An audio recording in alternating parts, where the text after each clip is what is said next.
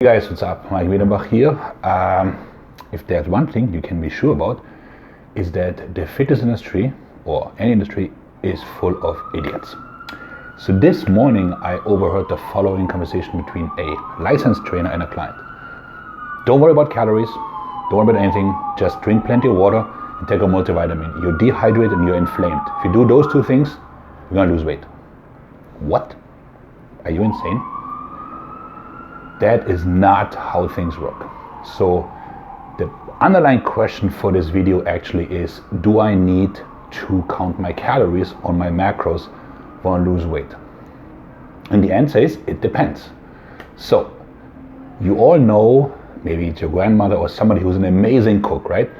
And you ask them, how did he make this pie? And they say, I take a little bit of that and some of that and then I put it in the oven and then the butter.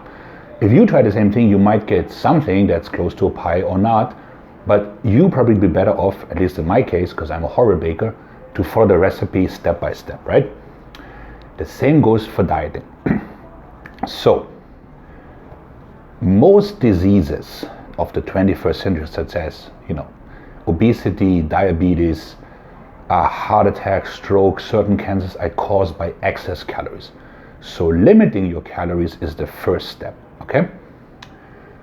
So now theoretically, you could go into a deficit by drinking Jack Daniels and ice cream, and you would be losing weight. Please note, I said weight. You'd be losing mostly muscle and you wouldn't be healthier. So like your internal markers would be off, but you would be losing weight, okay? So at first we have to determine the caloric needs. And there's basically two things people want to do. So they want to gain muscle or lose fat, right? Cutting or bulking. So to determine your caloric needs, there's basically four building blocks. There's basic metabolic rate, BMR. There's the thermic effect of food, which is digestive loss. So let's say 100 grams of protein, you're losing about 20 calories due to digestion. 100 grams of fat, 2, and carbohydrates, somewhere around 8. And then there's the thermic effect of exercise, this is how much you burn during exercising. And then there is NEAT, which is non-exercise-related thermogenic activity, which is people who are twitchy. They always do this, they can't sit still. Really annoying, those people are really annoying. If you have dinner with them, it's like, dude, just sit there.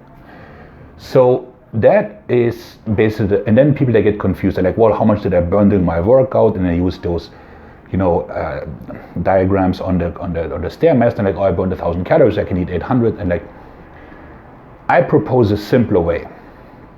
So especially the burn rate during exercise gets people confused, and it's often a case of overeating because they take a spin class or whatever and they think they've burned 1,000 calories.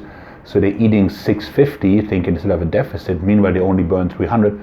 So they're actually getting fatter despite exercising. So there's cutting and there's bulking, okay?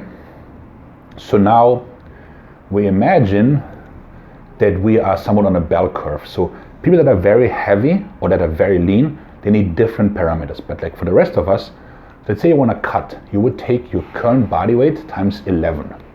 That would be your basic caloric starting point. If you want to bulk, it would be times 15. So let's say I'm 200 pounds, then I take this times 11. As a female, I'm probably starting with like a 10 or even a 9, depending on how it goes. So times 11, that sits me at 2,200, okay? Now what I do with this? So I weigh 200 pounds. Since I'm reasonably lean, I should be eating 200 grams of protein, okay? That's 800 calories. Then I start the carbohydrate at a similar level, also 1 gram per pound of body weight. That's another 800 calories because carbohydrates have 4 calories per gram. So now I'm sitting at 1,600. That leaves me with about 500, 600 calories to play, which gives me about 65 grams of fat or so, okay? That's my starting point, and if I lose weight with this, great, I keep on going as long as I don't stop. Once weight loss stalls, I either add in more cardio, more weight training, or eat fewer calories, okay? So bulking would be the other way around, so 2,200 pounds times 15, I'm sitting at 3,000 calories, and then I would keep the protein the same. You don't need any more protein, by the way, but you could play with the carbs a bit higher and the fats, and then go from there until you be getting too fat, and we cover this in the bulking video, okay? So this is really how you set your calories. So to be very clear, unless you're a very gifted diet, and some people have that intuitiveness, they know their bodies and they can get by with like eating off the books and still looking great, you will not be getting to your goals as you want. Unfortunately, social media portrays it as like, oh, I'm eating all this stuff and I'm still looking great. It's like, how do you know that? Maybe this guy puked it all out. Maybe he's running some crazy drugs or so. So for us mere mortals, we need to take the cookie recipe and go step by step, okay?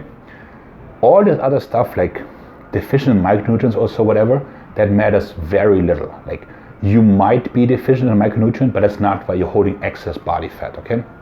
Dehydration, there is some truth to that, but in the sense that people mistake thirst for hunger, okay? So if you are constantly hungry, that might be you're not drinking enough. So all the things are good and well, but the building block of a great physique is figuring out your macros. So, and people, they would rather sell their firstborn to ISIS than to do that, but you do this once and you're on track to build a great physique, okay? So yes, you absolutely need to figure out your macros and count your calories, and there's no, oh, I'm doing keto, eat whatever I want, as long as it has no carbs, I'm intermittent fasting, eat whatever I want in my fasting window. That's all hocus pocus and does not work. The laws of thermodynamics do not change for anyone, not even you. Maik out.